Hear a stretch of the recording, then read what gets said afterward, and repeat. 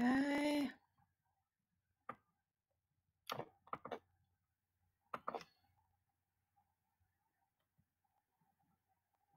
Okay, I hope you can see and hear me quite well. And thank you, Jolt, for inviting me to share my project with you today. This is my PhD project. I am conducting under the supervision of Professor Robutti in Turin, and I am studying a new didactical object, which are mathematical memes, and how they can foster creativity in class. The aim of the research project are to investigate memes as didactical tools to initiate learning. I am working at high school level because I have been a teacher for 25 years in high school, so I am quite acquainted with high school students. I would like at the same time to encourage teachers to use mathematical memes in their teaching practice. And finally, my aim is to try to open a breach in the cliché, in the paradigm that sees school culture opposed to popular digital culture. The theoretical framework, we are looking for analyze our data is the boundary object theory, memes as boundary object between social media and school mathematics, the cognition theory, seeing memes as visual mediators for mathematical communication, and finally the role of emotion in learning, seeing memes as gateways to connect emotion and cognition in mathematics. Just a few words about memes because they are not so well known. Memes is a term. Can you? Oh, I hear an echo. Okay, now I am fine. Memes is a term that was coined by Richard Dawkins in 1976, and it is about the unit of cultural human culture that is changing and evolving in the transmission, but maintaining its identity.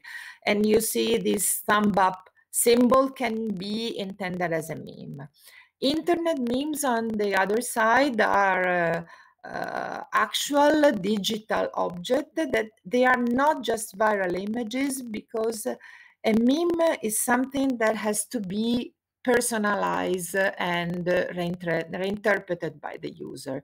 So memes and virals are not exactly the same things, because viral is just shared as they are, and memes are personalized. We are focusing on image memes, which are known as image macros, and these image macros have been evolving in these last 10 years, from funny things just like cats images to politics, and finally to math. And it's really a worldwide phenomenon. You see this shot is from Instagram in January 2019. We have 67 million memes, and we have mathematical memes with spontaneously were born on the net. So it's the first time that mathematics lives spontaneously in this context, and it is used to show creativity in groups and skills in groups.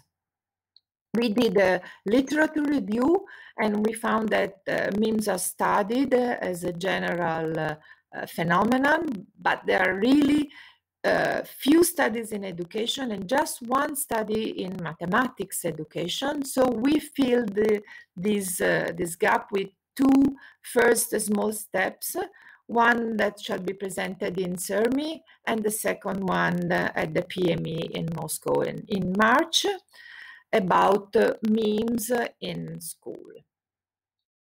So why use memes in school? Because they are funny, they are creative, they are motivating, multimodal, pervasive, shareable, engaging, and from the research point of view, they are really an unexplored field. The first thing we did is investigate the meanings of memes, and that is the content of our CERMI paper. And we focused on 3 partial meanings that you have to understand in order to grasp the global meaning of a meme.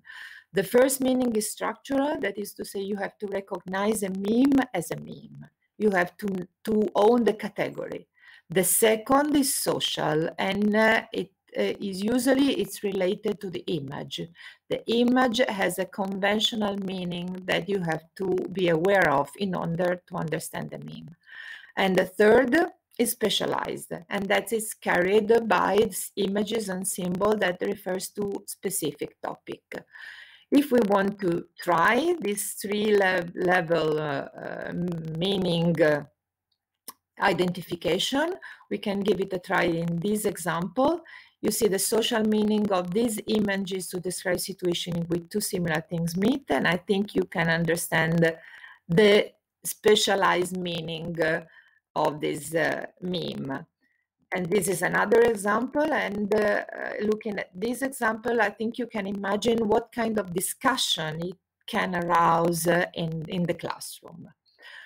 So student loves meme love math. We can take advantage of this, and we have imagined possible didactic uses of mathematical memes connected to their identification categories. So we can use to trigger class discussion, to foster creativity, for the flipped classroom and learning, and for inclusive teaching. We choose to focus on student-created memes to foster creativity and engagement. And we ask ourselves, how can we elicit the mathematical content of a meme? And we thought about a video explaining the meaning, the mathematical meaning of the meme, and the symbolic or graphic representation made in a dynamic geometry environment as GeoGebra.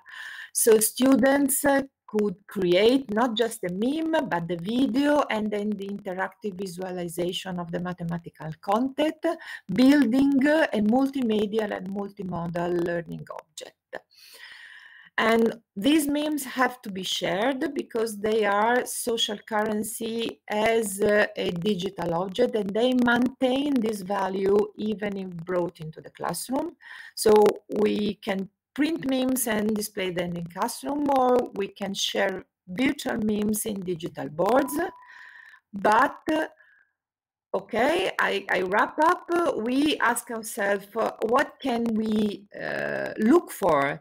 And Joel told me, do you want to teach or initiate learning? That question made me think. So I think we can use meme to initiate learning and to motivate students, to update the teacher-student relationship, to widen the spectrum of student involvement. And what we have done so far is one pilot experiment. We would like to do another pilot experiment, and we would like moreover to spread and share the experience from and collect data from other teachers. And we have created a website. You can look at this web address. And if you want to join us in our journey in this unexplored field, you will find in this website the scaffolding to replicate the meme experience with your student. Thank you so much.